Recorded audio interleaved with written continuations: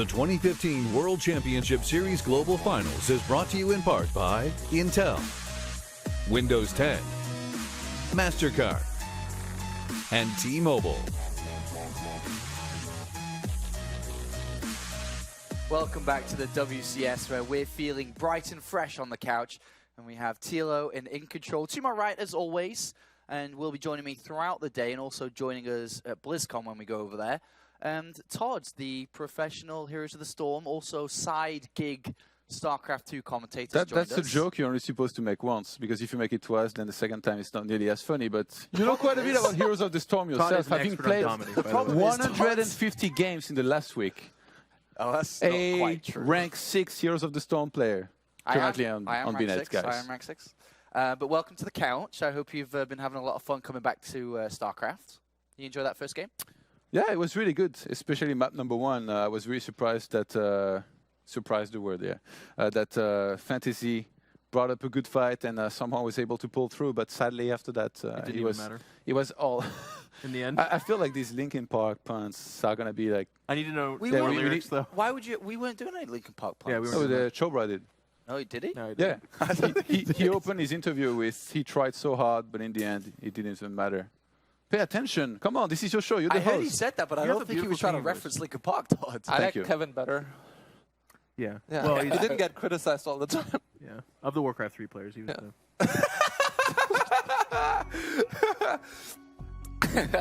All right, let's have a look at the murder smiling on. Like, compose yourself. End it.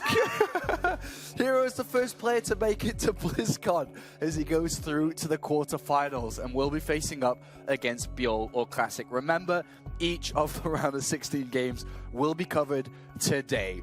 So if you're just tuning in, we have a lot more StarCraft action to go over.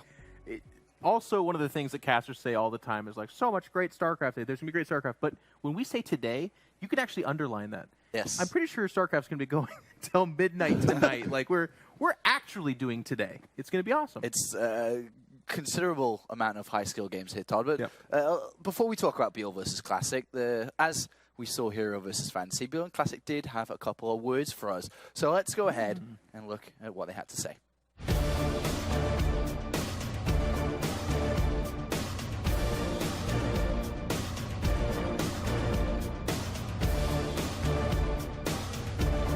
네, 안녕하세요. SK텔레콤 티원의 프로토스 클래식 김도우입니다.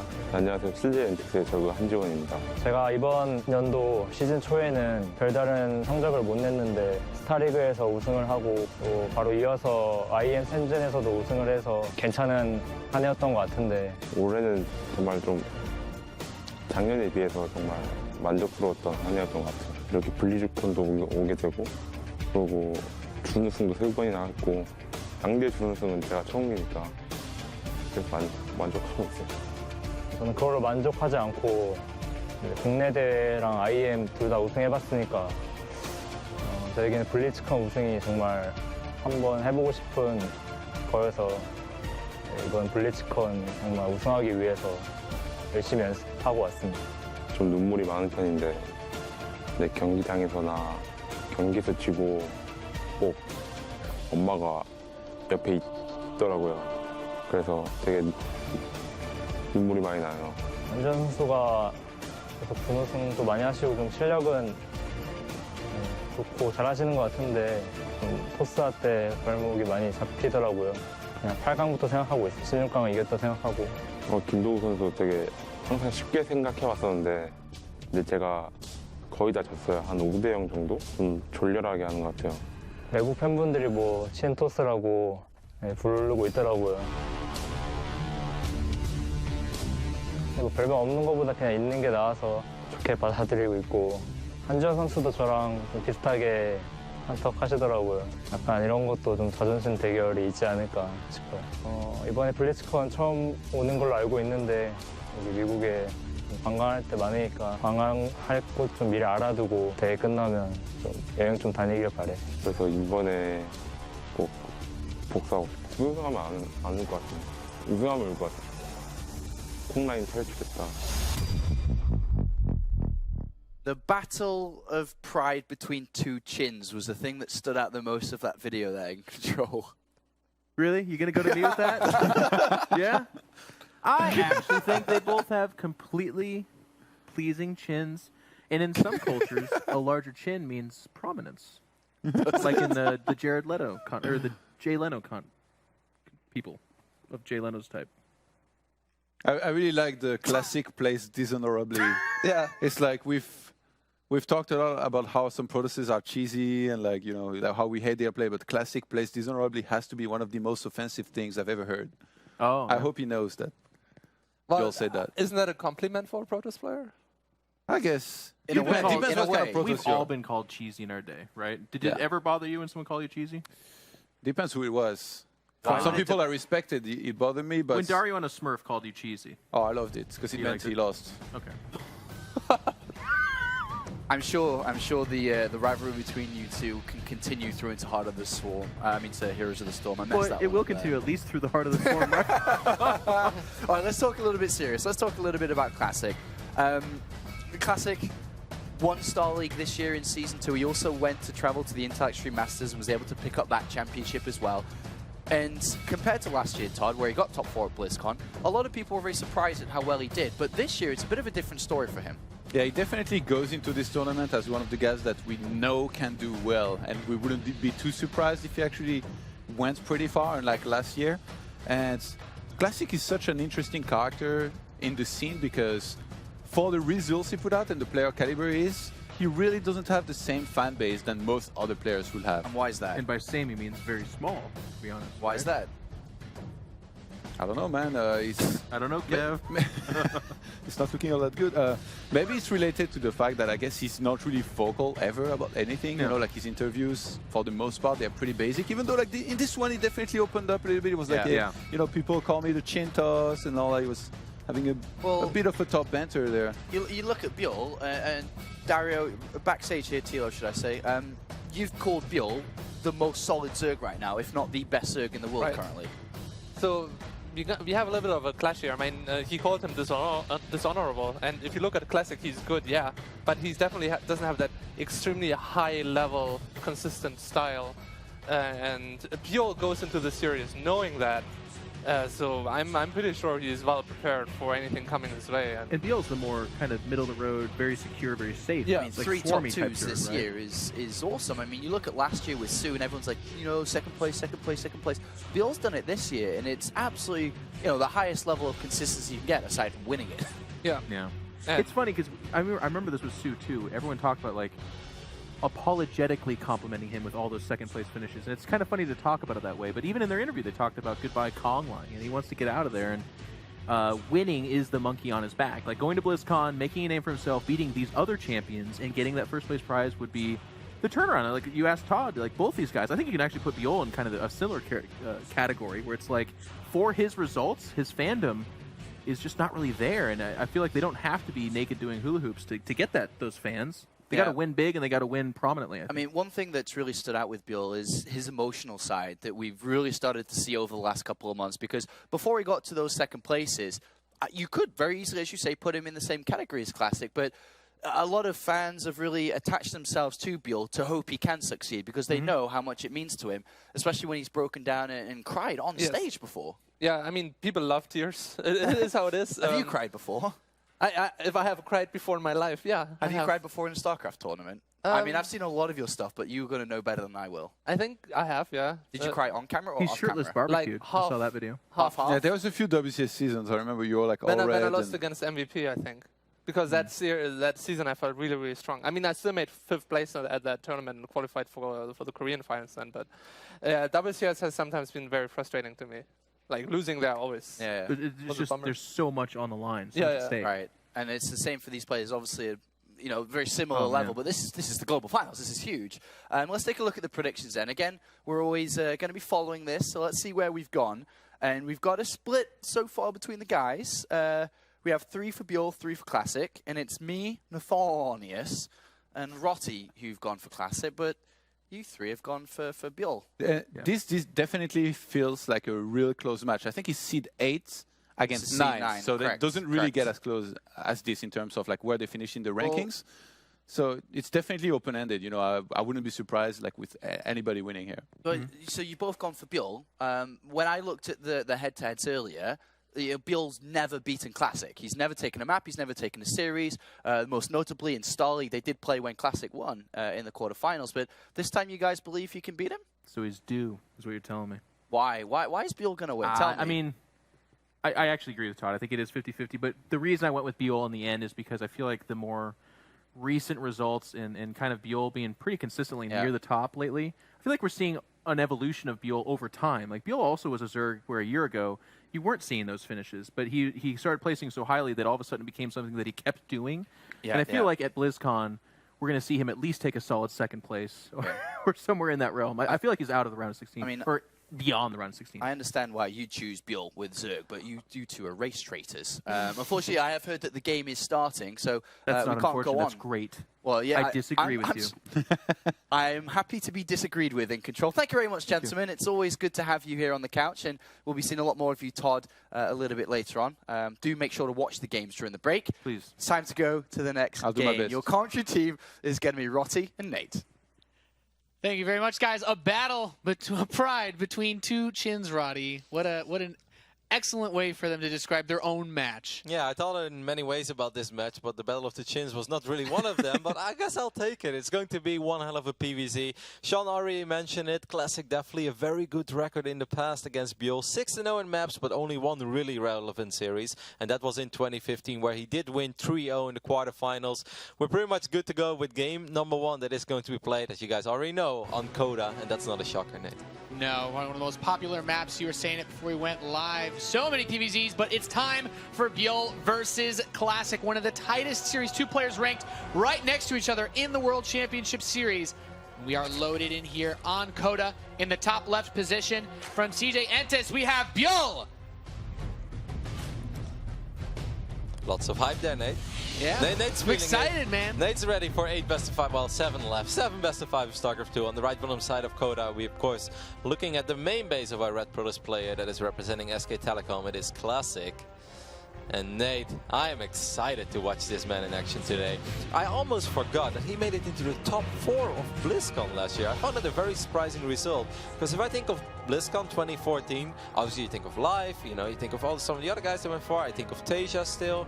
But I was like, yeah, that's right. Classic did make it into the semi-finals. And for some reason, this guy, despite winning a GSL, despite winning an SSL, despite winning an IEM, he's still overlooked sometimes. And of course, there are a couple diehard StarCraft fans out there right now that say, no, nobody overlooks Classic. Well, that's just not true, because he's not as popular as some of those other Protosses. Yeah, and especially when you consider that players like ByuL have been a nightmare throughout all the leagues this year. And even still, people are going to come up with other names for Zerg players faster, like Life, who hasn't been as successful towards the tail end. So it's really both of these guys trying to reestablish the dominance, but also reminding everybody why they're here in the first place. Classic, I think he's just always been a fun player to watch, and I picked him to win this series because he really brought a lot of moxie in his series against Polt last year, who was the TVP monster, and Classic just had the perfect craziness mixed into his play to deal with it. And I'm looking forward to seeing a little unusual play from Classic in this series. Yeah, the opening so far very standard. It was Nexus on the low ground into a gateway, so very economic opening for Classic. Even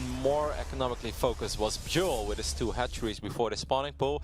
Now, you guys may think, is this going to be the opening they'll go for every single game? No, most likely not. These are actually 2 guys that switch it up. They don't go for the same openings 4 or 5 times in a row. I've went through a couple of the best of 3s, best of 5 recently. A lot of variation. There's a good chance we'll see some potential cannon rushes here. Classic is the type of guy, loves to open up with a Forge. If there is an opening to cannon rush, he'll gladly take it. He will do it. He will be that Protoss. Like ByuL said, he can be dishonorably, but he's also the type of guy that, all right, I went for a Forge, but you know, I don't think this is the best cannon scenario. Your drones are already here. I'll drop the pylon to fake you out, but I'll still play it, you know, macro focused. And I think that's going to be really cool, and I still think that's the right way to approach a PvZ matchup. Don't be too predictable, but that also goes for the Zerg. Yeah, I think that's one of the most important things about the Protoss in this top 16 in general. You look at a guy like Classic who can mix it up, but then you've still got guys like Parting and SOS, and that's, you know, if you're a Zerg player, those are one of the last people that you want to have to play because they are so good at playing standard, but the weird builds they throw in will almost always catch you off guard. For sure. Now, the default thing to go to for Classic, doesn't really matter how he opens, is a Stargate follow-up. He won't do it probably every single game, but he loves his single Oracle into a bunch of sentries, into 3 bases. ByuL, on the other end, there was one trend in his playstyle a while ago. That is when these 2 guys went up against each other. This is going to be a quick Forge, by the way. A Forge before a Stargate. If he even makes a Stargate, maybe he won't. That would be a little bit surprising. There is something that ByuL really loved to do in the past, and that's something he did multiple games in a row against Classic when they played against each other a couple months. And that is that style of, I'm going up to 60, 65 drones. I'm going to drop all the tech, and then eventually I'll decide what I want to do, you know, if I want to make Hydras, if I want to make Roaches, or if I'm going to go to Mutalisk immediately. But that's something that is very risky against a play that is as decisive as Classic. If he sees an opening to win it, he will win it immediately. It is going to be the Stargate follow-up, by the way, but Nate, he went up to 3 bases of 1 Gateway and a Forge before the Stargate. This is macro to the next level from Classic. I mean, we see the fast 3-base play from Zerg all the time, but Classic making a move like this, you're assuming that the Zerg hasn't followed up with a fast speed, won't have a quick push to deny this base, and there's nothing like that on the way because, as you said, ByuL is just droning up. But if ByuL still against this picks that middle-of-the-road build, how bad is that for him? I mean, this is even a layer before a spawning pool, excuse me, before Zergling speed, if he's even going to research it. It doesn't have to be super bad for ByuL, but I do not think that this is the ideal scenario to bank up a bunch of resources and try to go for a meta switch. Something that ByuL loves, and I'm confident we're going to see it at least one time this series.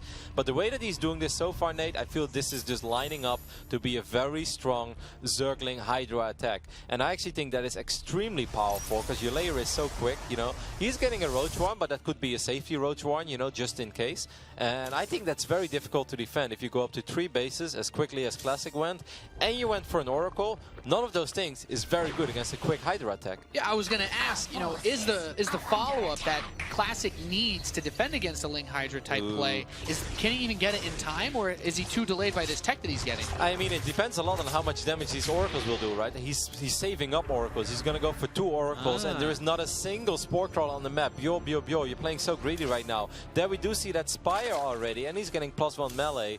And these Oracles, Nate, these Oracles are going to kill at least 10 drones, but I think it's going to be closer to 15 even. There is not a single Spore Crawl on the map. These are 2 Oracles. One of them has been banking up energy. ByuL still doesn't know about this. This is a disastrous start for ByuL. Yeah, here come the Oracles. They're going to swing right into that 3rd base mineral line. Immediately focus firing down the drones. The Spore Crawlers are on the way, but it's already a bit late. He sees the Spire at the same time, so if he looks back, he'll know what the tech follow-up is. 10, 11 drones killed.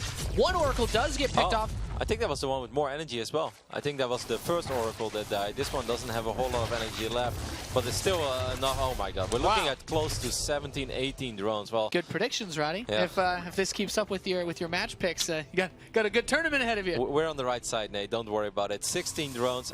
I'm very surprised that ByuL can open up without Spore Crawlers, without scouting any sort of real tech against a player like Classic that goes, without exaggeration, Stargate in 80% of his PVCs. That is actually mind-boggling to me. Yeah, and I mean, the Spire is going to finish up, but he saw the Spire while it was building. Pathogen Gland starts up, so we could see Infestor play. Yeah, that is actually a cool thing, because Classic is known to be very ready for these, you know, these muta transitions. So he's going to bank up a couple of Phoenixes. He's going to have 4 or 5 safety Phoenixes, as I like to call them, and then, of course, still make a bunch of Blink Stocks on the ground. What ByuL is probably hoping for is that he can maybe land a Fungo on those Phoenixes, kill them, and then try to start base trading with +1 Zerglings and Mutalisk, even though he's going up to Hive now already. Okay, well that I'm very surprised by, because I think Classic will always attack before he has Ultras. Yes, it's going to be difficult for him to get that late game tech. We have the first 3 Infestors on the way, and as you mentioned, that Hive is still very far, which means Ultralisks are light years away at this point. Yeah, absolutely, man. This Queen ventured a little far off creep. Phoenix take advantage of that. This is just an excellent start so far for Classic. I feel that everything is going his way. He got away with pretty much the most greedy Protoss build in the book. How much of a threat are those Lings running around on the map? Does he need to worry about them at all? As much of a threat as I am to you in Legacy of the Void, Nate. Wow, Ronnie. None. Because that's how good you are. take the compliment. We are getting some poll results in here as this Oracle dies. Who do you guys think will win? Hashtag WCS on Twitter and hashtag which player you think will win. So far, 67% of you think ByuL's going to take it. I mean, he's had a phenomenal year, and he is definitely one of the most consistent Zerg players in the world, maybe the most consistent. Now, that is a great snipe, but if I was Classic, I would just start a Warp Prism immediately because his Robo just finished up, and that's exactly what he does. He even gets a second Robo. Maybe he's a little bit, you know, in the dark of that real hive timing, you know, how close is he to hive? He does pick off quite a few of these sentries. He burns out the force fields and the ones that are left alive, so ByuL gets some value out of those links. The pylon finishing up allows Classic to reinforce faster. What's really here to deal with this army, though? He has a good number of infestors. If he can catch those stalkers out in the open and get a surround with the links, he could pick it all off. Exactly. He doesn't want to burn the fungos on those phoenixes. The phoenixes will be able to lift up a couple of infestors. Solid force fields. Solid force fields, though, keep the links from getting on top of the stalkers as he blinks towards that northeast base. He kills the Hydralisks as they spawn, and the Phoenix actually help prevent the infestors from retreating. He's going to clean up the entire Zerg army. All that's on the way to reinforce are a handful of Hydralisks and 40 Zerglings. Meanwhile, Zealots with charge finishing up very soon, hitting from the west. GG. Wow, Classic takes game number 1 on Coda pretty decisively. After, I really think the key point here is just ByuL was not ready for the Oracles. Yeah. I find that shocking, man. Like, ByuL has played against Classic multiple times in the past. You know, he played a very important quarterfinals against him this year. Every game, Classic had a Stargate. Every game. Mostly it was Oracle opening, sometimes it was Phoenixes just to deal with it. But Classic loves his Oracles. He loves Oracle 3-base into, you know, whatever is necessary to deal with the Zerg army there. How can you go up to 65 drones, don't scout, and not have Spore Crawlers? I don't know, I'm surprised. Yeah, it was surprising. Yeah, for sure. he did surprise me that game. I have to say, though, you look at how most people perceive Protoss and the way that they pick their strategies, is that you can't just do the same thing every game. What about the way that Classic does this makes it so well-rounded that it's okay for him to do it over and over without being punished? Because a single Oracle always forces out a little bit of a reaction, right? Like, you don't need an Oracle to kill 10 drones. You need an Oracle to see what's going on. You force out a couple Spore Crawlers, you see where the army is going on. So, like, opening up with one Oracle is not a massive commitment. The 2 Oracle opening, that is a little bit surprising. He doesn't always do that. And, I mean, man, he got a dream scenario. Finding 2 Zerg bases without Spore Crawlers, well, hey. Even my Oracles would do a lot of damage there, Nate, and I'm not a great Oracle pilot. Yeah, I'll tell you what, that's definitely one of those Windows 10 replays you want to save for a while, Kev, running in and getting all those kills with those Oracles. And with so much on the line, you know, to leave yourself vulnerable like that really showed how difficult it was to recover after you take a big economic hit like that. And the Oracle that was left alive still managed to grab a few drones here and there throughout the course of that game. Yeah, and of course, got to give credit where credit is due. That final timing there by Classic, you know, he didn't waste any time. This is something I mentioned in the start. He's very decisive. If he sees an opportunity to win, I mean, all these great Protoss players have it, don't get me wrong, but he just goes for it. He's like, you're probably waiting for a lot of units to pop right now, so I should go right here, right now, lifts up 2-3 infestors. Nothing you can do as ByuL because you don't want to burn 3-4 fungos on 3 Phoenixes. You know, you just don't do that. So he was forced to wait. He lost an infestor, you know, and then he didn't get the fungus he was hoping for. The 10 Hydras could have been enough if they all came from the same time at the same place, but that didn't happen. The 4 or 5 Hydras got picked off immediately, and well, that's game number 1. We're getting ready for game number 2. That's right. We're going to go into Cactus Valley for map number 2. In the northwest position, spawning as the blue Zerg player, we have ByuL. Gonna have to bounce back. Is 0-7 right now in his career against his opponent that is spawning on the left bottom side of Cactus Valley. He's representing SK Telecom. It is Classic. And showing the strength in that Chin Foundation with the solid game 1 pickup, Roddy. Yeah, and it's not just winning game 1, it's winning game 1 where everything goes right for you. There's no better feeling for a competitive player in the world where you open up with 2 Oracles, you know, a little bit risky, and then you kill 17 drones and you just immediately, you're feeling in the zone. All nerves are lost because you know you're not going to give away that game anymore. If that would have happened, that would have been devastating. It's like, oh my god, I just had the best start ever and I somehow lost, but you know, everything just went according to plan for Classic. Yeah, I really like the way that you presented that, Kev. He had a plan, he executed it, and nothing went wrong. And, you know, looking at this for ByuL, you could say, okay, maybe he should tighten things up. Does this open up an opportunity for Classic to maybe do something, you know, to throw him off? He tried to see if he could find the Overlord there, but he didn't see it in time. Now he's like, gonna try again. Do I see? No, I can't catch a glimpse. but you can't see. Well, I mean, I think he can smell it. I think that's why he's just hovering around. The Overlord. Does that probe have a nose? Yeah. I can imagine that Overlord being a little smelly. Yeah. Tiny little nose, you know. That little cheeky blue spot on the front of the probe, you can tell. So it's going to be another Nexus first into a gateway follow-up while ByuL is going to go again. Of course, ByuL saw what is going on, so the double hatch before pool is not as shocking answer to a Nexus first into a gate. He knows he has absolutely nothing to worry about when it comes to cannons and stuff, despite the fact that this is a 4-player map. So I think ByuL's response here makes perfect sense. Yeah, he's building himself up slowly. So the key difference is then, if we're going to look at, compared to game number 1, what does ByuL need to do to make sure that doesn't happen? Can he afford to blindly build Spore Crawlers if he's not able to get a good scout? I think if you open up double hatch before pool, you can get up to 55 drones without making a single set of Zerglings. Yes, absolutely, you can afford at least 1 Spore per base. Right. But I think it's much more important, instead of building blind Spores, like at least try to make an effort. If you don't want to send in that Overlord, okay, so you have 2 choices, right? Either you sacrifice the Overlord and hope you see what you're looking for, or you build blind Spores. But at least one of the 2 has to happen. It certainly didn't work in the last game to just really obviously not seeing it hurts quite a bit, but not having the Spore Crawlers just in case against someone that you pointed out elegantly just goes for Stargate so much. Yes. In a best of 5, it's very likely that if it goes to distance, he goes Stargate 3 out of 5 games, if not 4 out of 5. That's how much Classic loves his Stargate play. So, it's just something that you have to always worry about, something you have to always be ready for. And so far, nothing insane happening just yet. Curious if ByuL's going to delay his Zergling speed as long as he did in the last game, if he's still not worrying about any aggression. This poor little probe, Kev, he's running. He's not going to make it. This is one of those dreams. Oh. This is one of those dreams you have as a kid, when there are 2 monsters chasing you and you're like, almost saved. And there's Zealot's right there, the big brother. Yep. He's like, Yeah, oh, coming. like, it's like, sorry, he's too slow. That's what I dream of, Nate. When I have two animals chasing me, and then I see you in the distance, and I'm running I'm towards just you. not fast enough. Yeah. And then I wake up I'm the slow screaming. Zealot. Oh, after game number 1, a lot of people Here right we now. go. Yeah. Bring out your tweets, boys. They're hopping on the bandwagon right now. So this is interesting. This time it's Zealot, Stark as Sentry. Now there is still a chance that Classic tries to go up to 3 bases in the same fashion as he did in the previous game, because again, ByuL went 3 hatchery, but no, this time it's different. 2 extra gates go down. Could just be 3 gates into X-Men. Could also be something very weird, but he doesn't have any probe on the map. He has no sort of map presence right now, so it's very unlikely he's going to drop 7 gates and goes for an 8 gate. You don't do that if you don't have a probe on the map. He does need a pylon to reinforce a big push. Not that easy to get out there. So without a robo as well, no possibility for a Warp Prism to help in this situation. Well, ByuL has definitely been listening to us. This time he's going to... I mean, this is good, right? Because he didn't sacrifice an Overlord. He doesn't know what we know. This time he doesn't need those spores yet, but I really don't mind seeing these spores go down. You cannot afford to not have any information and not have Spore Crawlers. It's one of the 2. It's just reckless, Roddy.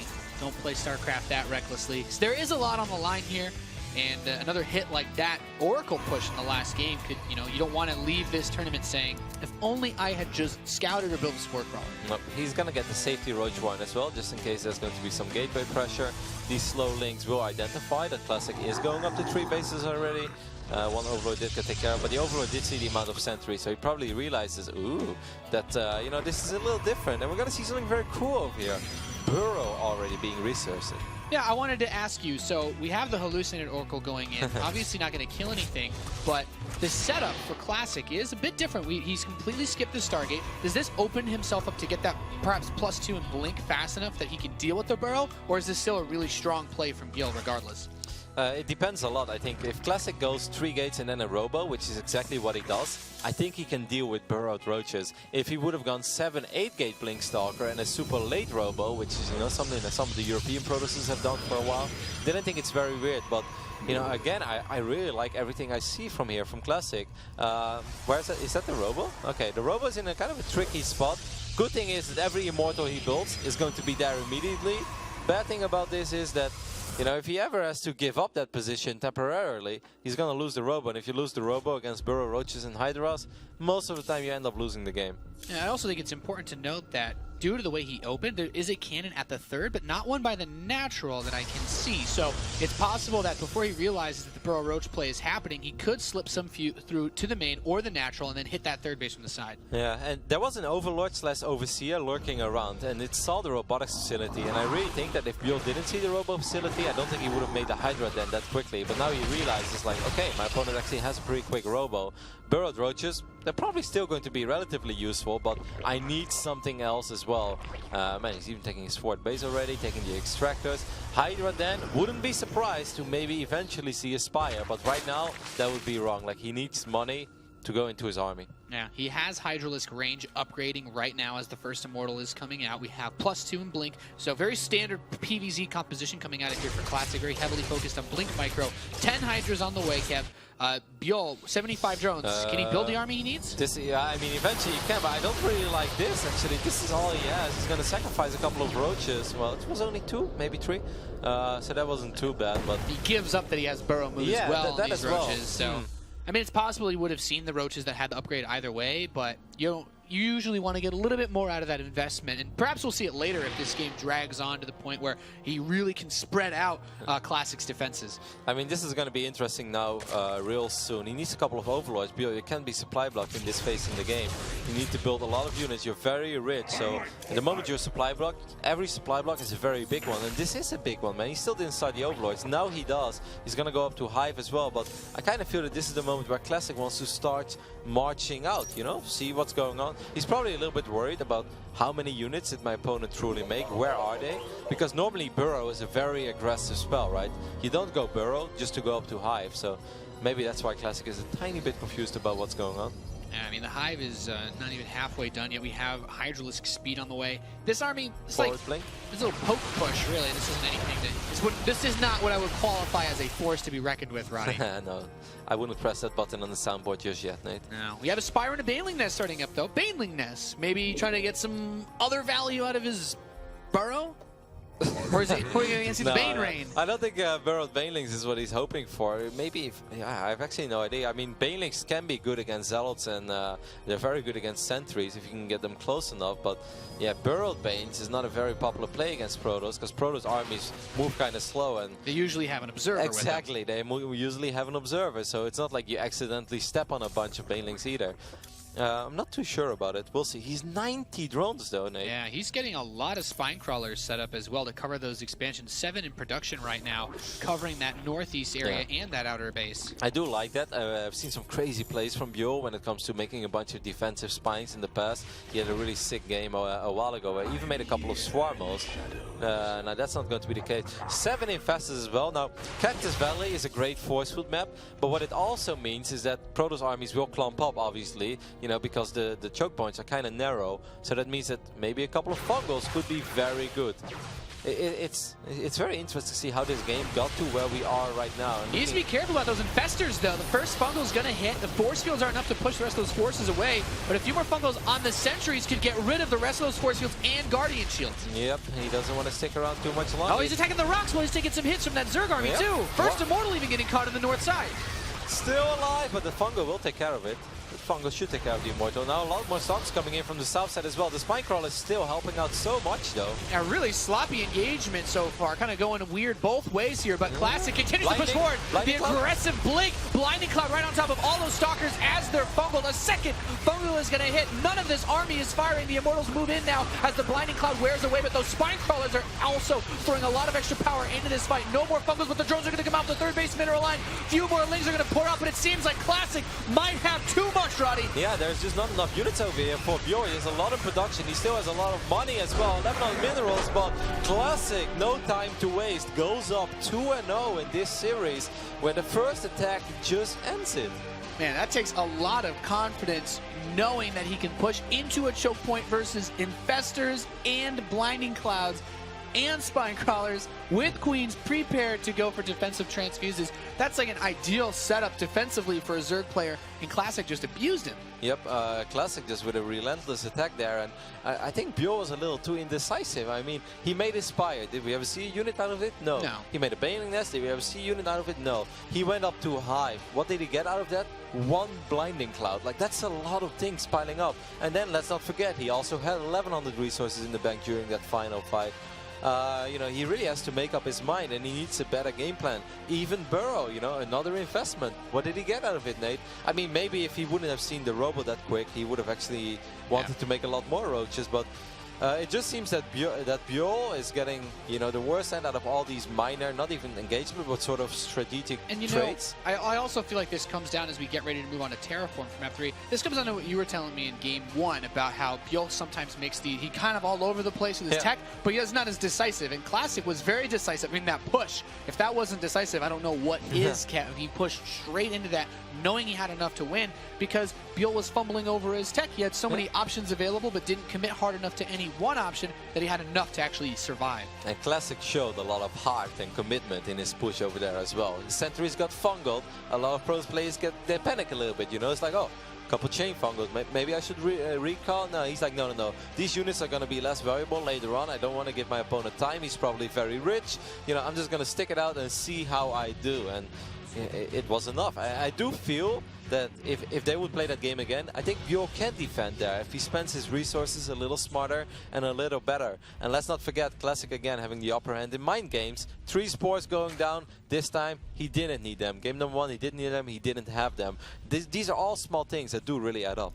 Yeah, and this guy in the bottom right of Terraform has had a rough series. Can he steer things back in control? It's CJ Ensis' ByuL. Tough start to this series. Little in control shout out there. I like it. Yeah, a good one. You know. On the left top side of Terraform, we're looking at the main base of our red Protoss player. He made it to top 4 BlizzCon last year and wants to do it again. It is Classic. This guy, Nate, just does not stop winning. Had a great year. He said, I think this was an okay year for me. No, Classic, it was a great year. You won the Intel 3 Masters in Shenzhen. You won an SSL in the final against a Terran player that looked like he was invincible in TVP. This was more than an okay year, Classic. This was a great year, but of course he would like to have that crowning achievement of maybe making it to the final of BlizzCon or even go all the way. Yeah, it certainly isn't going to get any easier moving forward with guys like CJ Hero waiting in wake, and quite a few other very strong PvP players, but he still has to finish off ByuL if he wants to make it out of here. He's in a very comfortable position, Kev. Does he need to just play his straight-up normal game? Is it worth trying to hide anything at this point? I mean, he's going to switch it up a little bit. That's what I said, right? Like, Classic is not a guy that goes Nexus first 5 times in a row and followed up with a Gateway. This time it's going to be Gateway first on the low ground. Also doing that little fake cannon rush thing. You know, there's a lot of resources that are being wasted right now. Won't be surprised if he... I think he will cancel it this time because he knows the Overlord is close, yeah. Sometimes he lets it finish if the Overlord can't see if there is a forge or not, but obviously Terraform 2-player map, Classic knows that ByuL will get that information. But still, you know, that was a good trade. 25 resources against 4 drones, not mining for 45 seconds. Yeah. I always sign for that. He managed to bait him in. This is also a really cool way to do it as well, because you're not just throwing a different build, you're making him think he might be cheesing you. And if you're down 0-2 and you think you're getting cheesed, that's where that pressure can really start to mount. You're like, oh goodness, is this how it's going to end? Yep, this time it's going to be a spawning pool follow-up as well.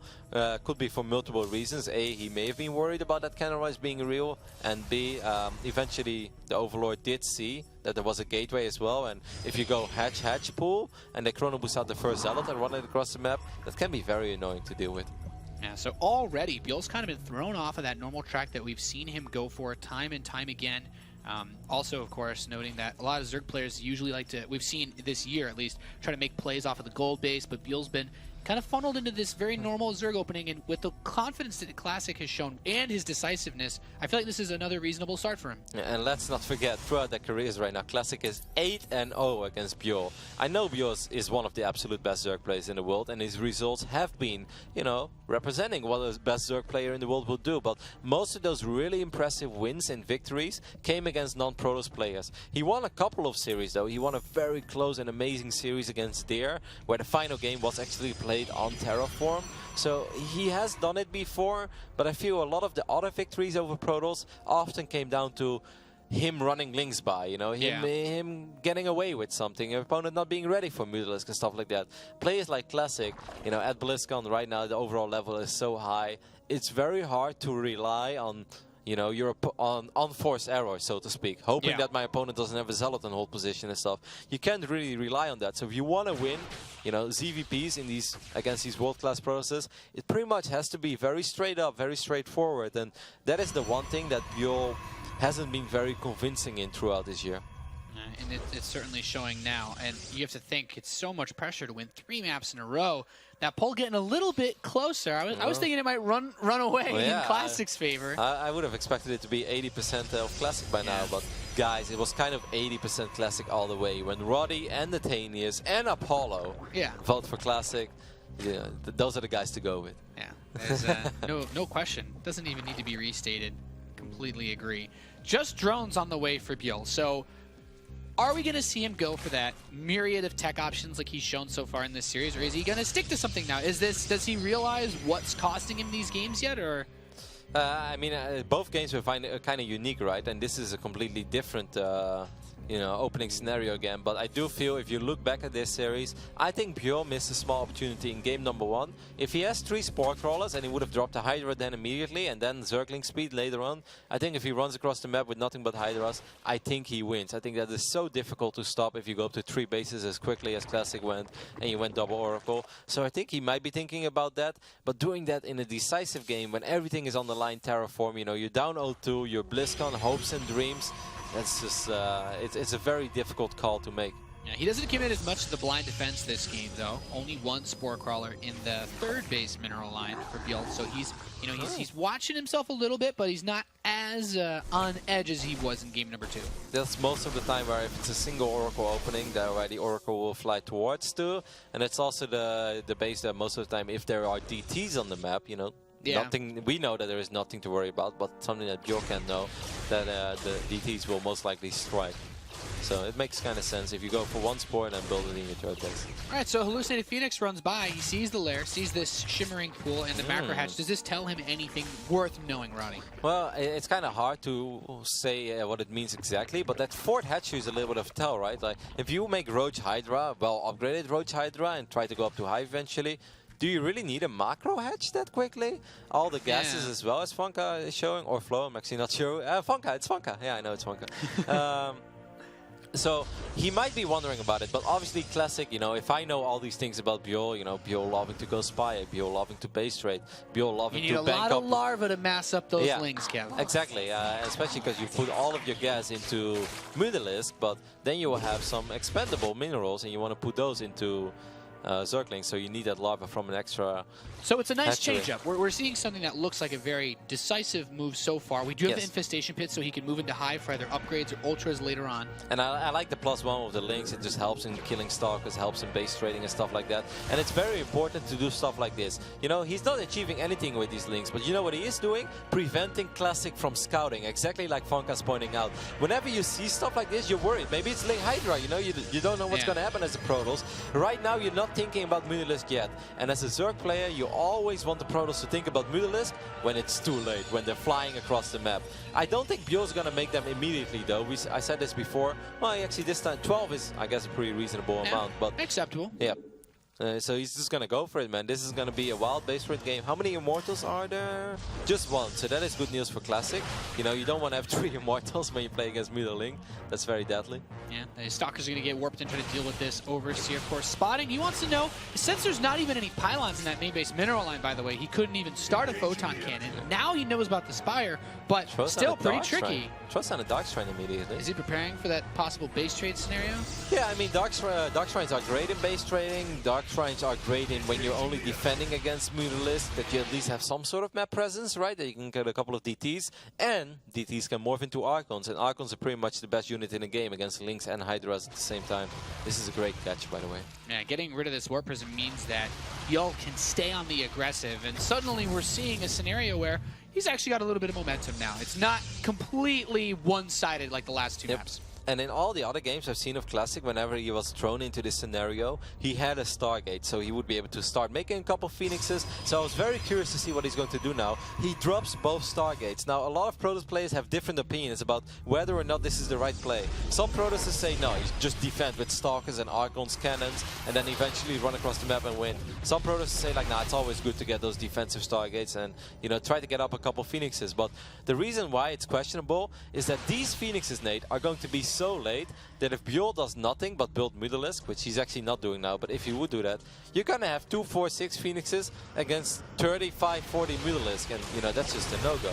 Yeah, it's not going to work.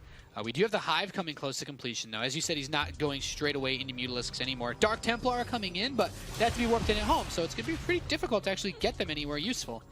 Well, they will start marching across the map, and we'll keep a close eye on them, see if they achieve anything eventually. But I kind of feel that this is exactly what ByuL wants, you know? Stay as passive as you want. Try to get up Phoenixes, even +1 by the way. Classic always does that, immediately gets +1. It's very good because Phoenixes attack twice, so +1 on Phoenixes is something I really love as a Protoss player. But this is what ByuL wants, you know? Stay defensive, make Phoenixes. By the time you actually want to attack, I've got Ultras, and well, you can kill all the Mutas if you want, but my Ultras are gonna wreck. However, these Dark Templars are doing way more damage than ByuL expected, I guess, because he didn't see them run across the map. Oh, he's just going to snipe that natural hatchery. There's an Overseer on the way, but it's not in position. It could have been a lot better though, Nate. I don't think he's gonna get this. Well, actually, he's gonna get it. He's easily gonna get it because there's no Queens to transfuse. But one hatch. I imagine, for 4 DTs? Yeah, for 4 DTs, 4 drones, and I don't think this is that great. It would have been great if Classic had a follow-up plan here, you know, immediately counter or something. But that's not really the case either. He could have killed the Ultralisk Cavern, because I believe it's yeah, exactly, it's right there. I think that would have been a sicker snipe. Delaying those Ultras, I think that would be very, very useful. Okay. I actually... That's a really good point. That's a really good point. The Ultralisk tech would have been set so far back because you need the upgrades from the Ultralisk Cavern as well. Yep. And look, okay, this is kind of sloppy. A couple of free Overlords. It's very satisfying as a Protoss player to kill Overlords with Phoenixes, Nate. It's actually the most satisfying thing in the game. That's, I actually do quite enjoy that quite a bit. Couple spines go down, but you know, by the time that Classic is going to have all these Phoenixes, like I said, these Mutas, they'll just be sacrificed, man. They'll be sacrificed for the greater good. 17 Mutalisks, they may not have killed a whole lot, but they bought all the time in the world. It's 4 base against 3. It's Ultralisk tech against... It was a single robo. Now I think the second robo has finished up just barely. Yep. But, you know... I kind of like this for ByuL. I think this has been a very good game of ByuL. If he loses this, Nate, I'd be a little bit surprised because I really felt that this game, other than those DTs killing the hatch that maybe shouldn't have happened, I feel everything went exactly the way that he would have loved to see it happen. And this is exactly what he needs to keep his BlizzCon dreams alive here at the Global Finals. That Zealot, no, his shoulder's not quite broad enough. Few Lings do slip by. I love this. Picks up his own Immortal just to make sure it can't get targeted. Those Immortals are so crucial for destroying these Ultralisks. Indeed, very smart move. It wouldn't have died against 3 or 4 The next wave of Lings is coming up too. As he recloses the wall, he's going to take some hits at this gold base. ByuL's trying to run by again. That Zealot, he's been put in the right position, but there's a lot of Lings. Yeah, and there is an Immortal this time behind it as well. And even though Immortals are not great against Lings, if only 1 Ling at a time can attack a Zealot, you know, it helps out. It adds up. But it's okay for ByuL. He's getting rid of he's getting rid of a couple of these Lings. He's gonna get his Greatest Spire as well. Yeah, Classic is so sick, by the way. He has like a 3rd sense for knowing when to play against Broodlords. He always gets the Fleet Beacon. Let's not forget, he already has +1. So if he gets a couple of Tempests out as well, you know, Tempests are very good. Obviously, it's very key for ByuL to hit as hard and quick as possible. When the Tempest count is only at 3, at best, you know, no more than 3, and then maybe you can abduct 1 Tempest, and you know, for 2 Tempests to kill 5 or 6 Broodlords takes forever. Yeah.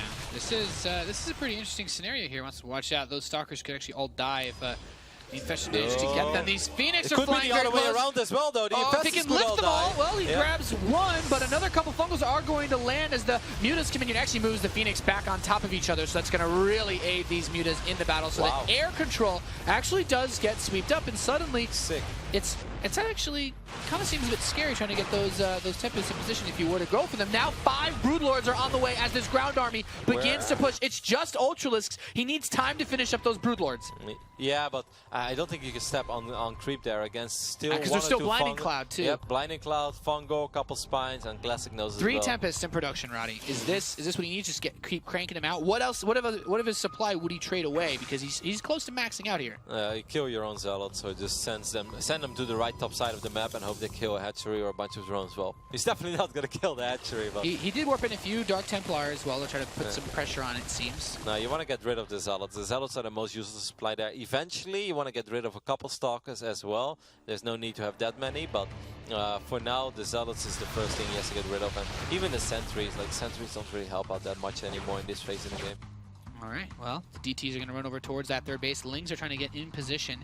There's a bunch of Spines and Spores at every single base now for ByuL, so he's in a great position defensively speaking. Can get an Infestation Pit or something, or maybe gets the Spore actually, because the Spines are so out of position. Oh man, and ByuL just wants to attack now. That's a really unfortunate moment to have to worry about DTs. Oh goodness. Yeah, so the army's going to push up here. That Nexus is actually helping to body block against these Ultralisks. The Tempests are on the way to deal with the Broodlords. He's got a lot of firepower on the ground as he takes out the third base. Can the Tempests get the damage done that they need? The Mutas are going to have to run in with some help from the Infestors if they want to clear this out, but the Stalkers jump forward. He's picking off the Broodlords. The first Blinding Cloud's going to hit, but some of the Immortals are still able to fire at the Ultralisks. Yep, and there are no Queens either, so no Transfuse. I actually think this is going to go very well for Classic. He should be able to clean up the majority of this army over here from ByuL. He did end up losing the Nexus. Even these Mutas, by the way, did relatively decent work. He cleaned up the Broodlords, he cleaned up the Ultralisks. 1 Viper and a handful of Corruptors will escape. Where's the supply going? What else is coming? 9 Ultralisks and 50 plus Lings. Yeah, so keep on making Tempest. That's what ByuL says right now. From my part, you make all the Tempests in the world. He didn't even lose all of his Immortals, though. Tempest, but I mean, I think it's fine, though, because there are no Archons, and this army is not good against an insane amount of Zerglings that are well upgraded. Zerglings, you shouldn't send them in before the Ultras are here, though. I mean, Lings are great, don't get me wrong, but you need a couple of Ultras. Where are they? And this is a pretty tricky position to be in. The Corruptors are going to try to take some shots at these Tempests, but now most of the Lings are cleaned up. That's actually a really good point, Kev, because if these Immortals focus fire down on the Ultras, they could have enough to do it. Just imagine if the Lings were here right now when these Ultras show up. That would have been an absolute massacre. It's still going to be too risky for Classic to stick around. He's going to try to establish his fourth base. Very important, by the way, because main base obviously dried up. Natural, Very running low. very, very thin, I assume. Couple patches gone already. Few more Infestors. I would love to see a healthier combination of Infestors and Vipers, you know? Not just one Viper. I'd like to see a little more. And I don't really understand why he made those Corruptors. I would completely ignore the Tempest. Tempest takes forever to do anything.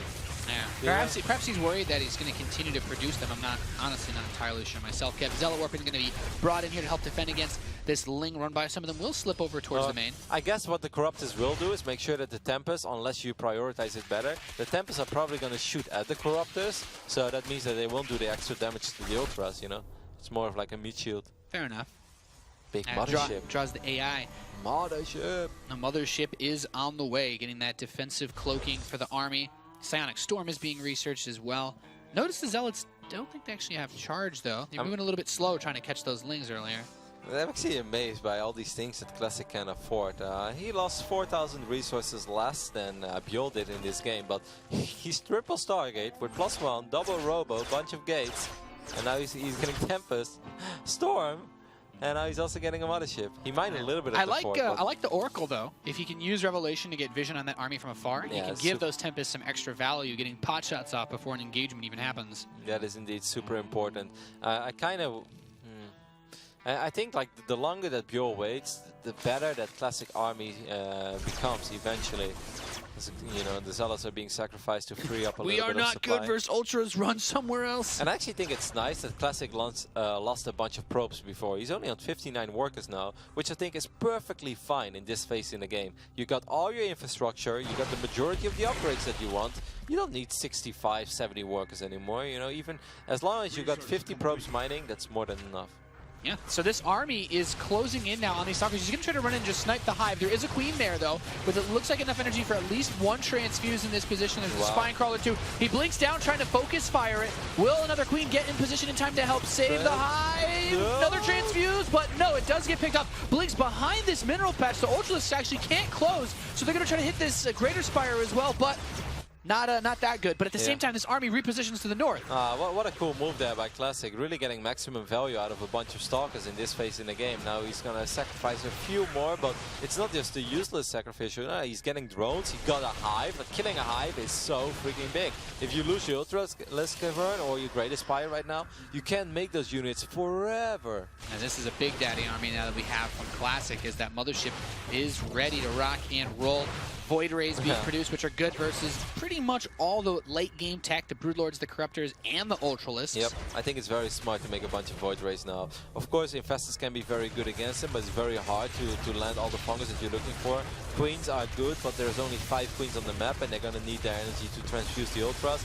And I love Classic's army. Classic has got himself in a very good position again. Perfect revelation. Those Broodlords cannot get close anymore, or they will be picked off by the very high-range Tempests. You know, if I was ByuL, eventually I'd be looking for a fight, but I have no idea what to remax on. I think it's always very, very tempting to remax on Mutalisk, but against a guy that has 4 Stargates and +2, do you really want to remax on Mutas? That's risky. First Storms are going to get thrown out as the Corruptors try to move in on these Tempests. That defensive cloak from the Mothership makes it so easy to retreat in this position. And the Tempest, they can just shoot from so far away. He has vision of the Broodlords. Yeah, and he has +1, and he has plenty of Tempests as well. I don't think it was that smart to make that many Broodlords against somebody who has so many Tempests already, and has excellent upgrades as well. All these Queens right now, Nate, those Queens are not going to make it home safe, so that's very frustrating. Because late game, you really want to have a bunch of Queens. You know, you want to have more than 5 even. The anti-air in general is becoming very, very weak for ByuL. As far as what he can actually use to kill those air forces, it's just a handful of Infestors, isn't it now? Yep, and he made links. Yeah, 14 Corruptors and 3 Infestors, and when you're pumping out this many Void Rays and those Archons, you're going to have a really difficult time actually killing the Tempests now. I mean, obviously Void Rays are phenomenal against Corruptors, but if Void Rays are fungled, then suddenly Corruptors do very well again. You know, Fungal is just fantastic against Void Rays because they don't have that much HP. He's at Stargate number 5. Classic is out of control, man. Yeah, he's balling. He's been a rich boy this game. He's getting a 2nd Cybernetics core for additional upgrades. Yeah, why not? I mean, like, if I was Classic right now, I'd be looking at this game, and you always want to ask yourself, when you like your position, what can I still lose to? Now, this game is kind of close. Links are running by everywhere, by the way, even in the natural as well, so that's kind of cool. That's very frustrating. You don't want to lose expensive tag, and these Links, they've got max upgrade, so they actually do a lot of damage, yeah. Yeah, they come in. Defensive DTs are actually going to help to mop this up, but, you know, a few pros lost here and there. Not the biggest of deals for Classic, but ByuL still has a lot of resources, like you said. Yeah, but that's the thing. Like, I would be asking myself, what can I still lose to if I'm Classic right now? And I would say, okay, my army is very big, very hard hitting, but it's pretty slow. So, yeah, if he remaxes on 50 Mutalisk, I could potentially lose to that. So just make sure that you have enough Stargates, you have all the upgrades in the world, and if you make 5 Phoenixes at a time, then all you need is 3 cycles. You have 15 Phoenixes, and you know that is enough against any amount of Mutas. I love this resource dump, building out all these photon cannons so that he can slowly push. He doesn't want to play the turtle game forever. He's saying, I'm going to bring this battle to you one way or another. This is kind of like a Mac TVZ, but then it's Pros versus... Yeah, man. Where's the takes at? I'm sure that a couple of these Protoss units are considered to be mechanical, right? You know, like a Flying Tempest. all I'm waiting for now are some birds, that's all. Waiting for my Ravens. A few Stalkers here will get killed out for a Spine Crawler, but not the biggest of deals right now for Classic. So something that ByuL has been getting a lot better at over the last few months, which I really think is a huge reason why he's been more successful as a pro gamer, is his ability to handle all the late game spellcasters, to handle the Infestors, handle Queens, handle Vipers. I think it's something that sometimes looks easy, but is maybe even the most difficult thing in StarCraft 2. To be able to get all those spells off at the right time, at the right place, make sure you don't lose them, is something that's very, very, very difficult to do. I think ByuL has been getting a lot better at it. This is so good, though. He has this huge army putting all this pressure, and at the same time sends the DTs up. A bunch of Changeling Zealots are going to come in here and maybe block some pathing, but I think it actually could hurt the Ultras more than help. You gotta go for something soon, though. I kind of feel. I mean, ByuL is very, very rich. He's gonna try to recycle units now, I guess. Couple of feedbacks land down. On everything, running into the meat grinder, especially because if he kills even those Overseers, he has to run all of them in just to reveal this army. There's the Fungal, there's the Blinding Cloud, but the Protoss forces still standing strong. The big question, Kev, as this Zerg army evaporates, what is he going to remax on? Mutalisk all along. It was going to be Mutalisk. He doesn't have enough larvae, I think, because he has plenty of money. He lost a bunch of Overlords as well. He's actually lost all of his queens earlier. Yeah, he lost supply block. Oh god, this went really not good. He didn't have any queens to actually get the larva to build the Mutalisk. Oh, he lost too many overlords from those overseers. He doesn't even have the supply available to build that army. He didn't have both. He didn't have larva and he didn't have overlords. It is going to be Mutalisk, but Classic is very good and very smart. Actually, he's making Void Rays now, so that's very good news for ByuL. But ByuL needed more than the 29 Mutalisk he has right now. He needed 45, 50 immediately. He needs to unpower the Stargate. I don't think there's Phoenix range, by the way, which is a big mistake. Yeah, there is no Phoenix range. I'm very shocked by it. Now Classic realizes, like, oh my god, you're going for Phoenixes? He's probably not even going to kill the Fleet Beacon, Nate, because you expect your opponent to have Phoenix range. That's a pretty weird position to be in. 13 more Mutalisks are on the way, and that's a really good point. He does need to get Phoenix range on the way. If he's able to start it right now and finish it, that is so huge for actually being able to win this game. And I think once he sees that these Phoenix, if he gets into a skirmish with them, aren't attacking, he'll know that he messed up. I kind of feel like he missed an opportunity there. I don't know why he got a second Spire or a second Greatest Spire. I don't think that was necessary. Imagine if all those resources would have just gone. Oh, he's going to kill the Fleet Beacon. That's so big. Really smart play there, denying the ability to get that Phoenix range He doesn't know that, though, but he's going to see it real soon. He's like, shouldn't your Phoenixes be annoying already, even when you have 3 or 4? No, it's really difficult, even though they do have that one range lead. Now he restarts that Fleet Beacon. Yeah, but one range is nothing, especially not when the Muda count is that high. So ByuL still in this one. The previous fight was a disaster, obviously. He lost 11,000 resources more than his opponent. Void Rays are not good against Mutalisk, but Storm is very good against Mutalisk. And he drops the preemptive Storm, pushing him back in. Oh, a couple of DTs are going to get chased down. Just more of them into Archons, boys. How many meters we're looking at? 46. Okay, so this is that number that I kind of felt he could have gotten all along. He got it. He could have had this immediately. Yep. And then it definitely would have been a little more devastating. This is difficult, man, if you're Classic. Just take a look at Classic vision real quick. Sees nothing. Where do they come from? He doesn't know. He's just buying time right now. He wants to get enough Phoenixes, but more importantly... Phoenix range has just started too. Yeah. He needs to get Phoenix range. That's a good pilot. He's going to get his target, maybe? You know, it's really nice, though. Just these revelations. Got to give a shout out to that Oracle control. Yeah. When you say, you know, Kev, he doesn't know where that big, scary Mutaflock is, he has to keep track of it somehow. The thing is that this is such an annoying army to run around with. You know, Archons, Immortals that don't do anything. Phoenixes will start being a little bit annoying now, but without range, you're going to end up losing a couple Phoenixes here and there. That's just inevitable against all these Mutalisks. The Phoenix are really well upgraded, but then again, at the same time, so are the Mutalisks. Yeah, and I mean, I would say the magic number that Classic is hoping for now is to get up to 12-ish Phoenixes with range. If he has that, then he can start 66 challenging. Lings on the way, too. He needs to actually deal with the Archons as well if he wants this to work. Yeah, I mean, sending all those Lings to the, 6 o'clock position would be a pretty smart move, I think. Cannons are... oh. No, that wouldn't be a smart move.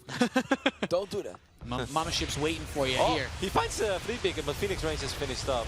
Yeah, he gets that pylon there, right before he's able to actually get the cannons firing away. And there's that Zergling counterattack. He's going to run it over there. He can actually target down the Stargates in this position too, but the Phoenix with range now can just rip this army to shreds. Yeah, okay, this was very painful. The Muda count just dropped from like 46 before to I don't know what it is right now, but definitely not all that high anymore. The Phoenix count is high enough. Phoenix range has finished up, and that is pretty much the end of these Mutalisk. And I almost feel it's the end of ByuL, man. It's 190 supply against 115. ByuL, the successful Zerg, maybe the most successful Zerg in 2015, is going to tap out over here. GG. Classic taking a dominating 3-0 after a slugfest of a final map, really showing dominance in this this battle of pride between the chins, Roddy. Classic just has his number, man. 9-0 throughout his career right now against ByuL. Second 3-0 victory over ByuL this year. And I felt in none of the games, maybe the last one, there was a small moment where I felt the first time maybe a small overreaction against the initial Phoenixes. It started to look a little bit dicey, but in game number 1 and game number 2, I felt it was all Classic. And even in the end, in game number 3, Classic almost put up a masterclass of how to play PvZ and make sure you don't lose. Yeah, I'd say the way you describe the first 2 games is perfect. You know, it's like studying a build order. You're like, okay, you do this, that, and then you make this push, and you kind of try to work around that. But he just won with it, and it was really phenomenal to see that. Let's hear from the Winter Classic himself now with Chobra. I mean, not even a paper cut by your opponent, ByuL. Coming in, Classic wins 3-0, moving on to the quarterfinals. Now, I mean, of course, both of you guys in the interview said that you were pretty confident in this matchup. But winning 3-0, is this something you thought could happen? 저희 그럼 이번 이제 16강에서 물론 양 선수 다 이길 자신 있다 그런 말씀 해주셨지만 3대 0으로 이렇게 좀 어떻게 보면 손쉽게 이길 수 있다는 자신감까지 있으셨나요? 제가 저그전 또 자신 있기도 하고 한지원 선수가 잘하시긴 하지만 제가 많이 이겨봤거든요. 그래서 1세트만 이기면 3대 0도 충분히 이길 수 있다라고 생각을 했어요. Yeah, well, I feel pretty comfortable playing up against Zergs, and on top of that, you know, I've generally won very well against ByuL, so no matter how good he is, I thought if I win that first game, if I win that first map, 3-0, definitely an option coming into this matchup. Now, going forward, still a lot of games to be played, of course. Just the round of 16, I mean, each step is very important. But moving on, are you afraid of anyone? I mean, first of course, Hero has already made it to the quarterfinals. Are there any other players out of this lineup that you particularly pick out a little bit stronger than others?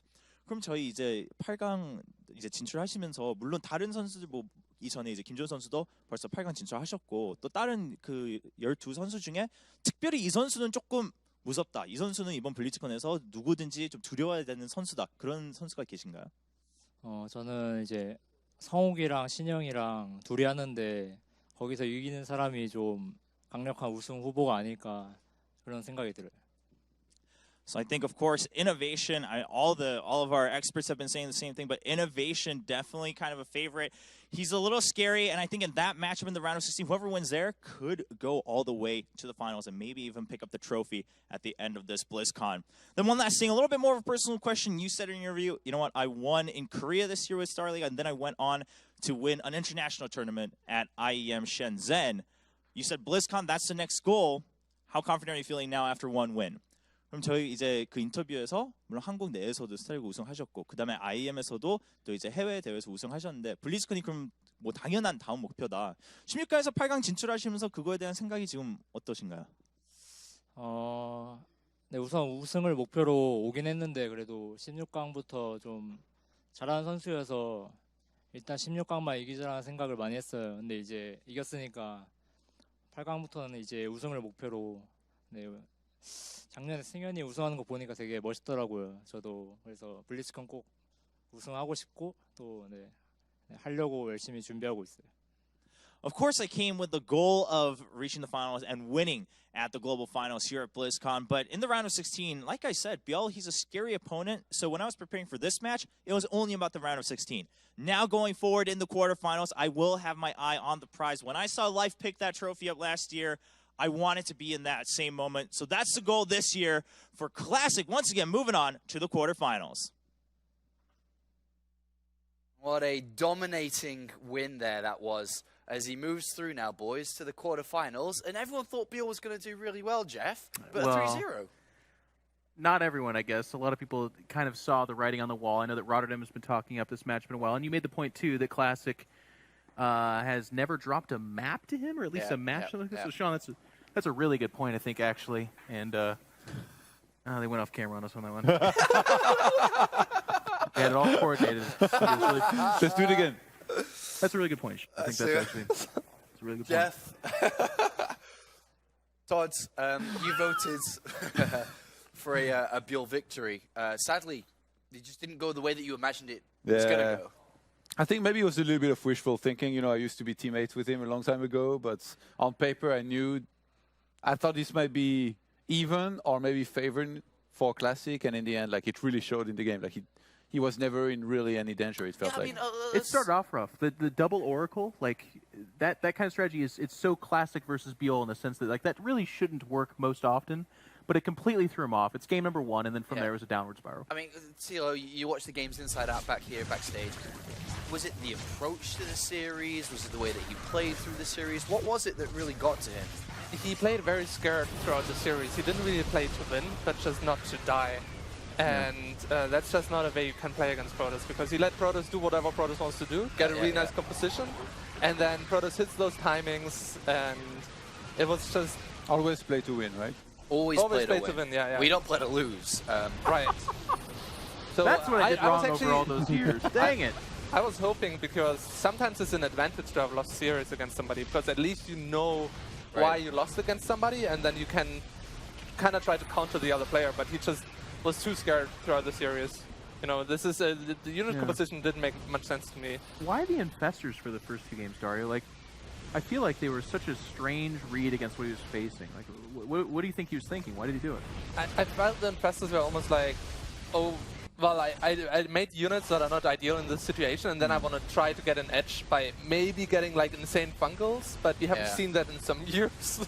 Yeah. So it's kind of this panic reaction of I want to make some unit that makes my army stronger, but it didn't really help. I mean, Todd, look at this moment here. This was where Classic really started to take the game. These fights, they continue to win over and over. I think if ByuL hadn't taken any damage across the map against the Dark Templar, he would have been in a good position, because you would have had 5 mining base against just 3, and then you can just keep on massing and attacking or like trading favorably. But now, like, those DTs, they snap like what? It was 2 base, and then later on Classic, he knew to trade his Stalkers perfectly because they were going to be useless in the fight. So he even got a hive here and like did a bunch more damage elsewhere. He just played it beautifully. I can't help but feel that every tournament, Classic enters, he's screaming to fans around the world, please, I am really good.